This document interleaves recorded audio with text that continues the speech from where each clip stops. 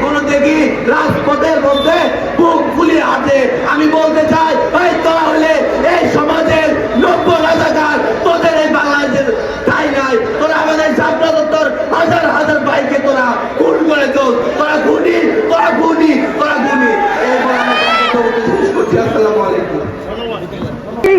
বাংলাদেশ খেলাফত মজলিসে অংশগ্রহণ করেছি এবং আপনাদেরকে দাওয়াত দেই, আমরা আর বিভক্ত হব না দলে দলে, আমরা একদল হয়ে, আমরা আমাদের একদল হয়ে দেশকে স্বাধীন করেছি যেভাবে, সেই এই দেশে ইসলামী শাসন আনতে চাও।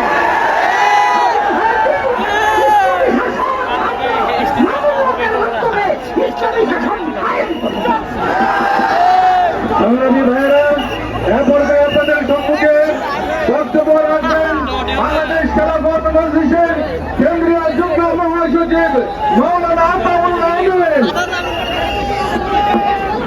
সংগ্রামী ভাইয়েরা,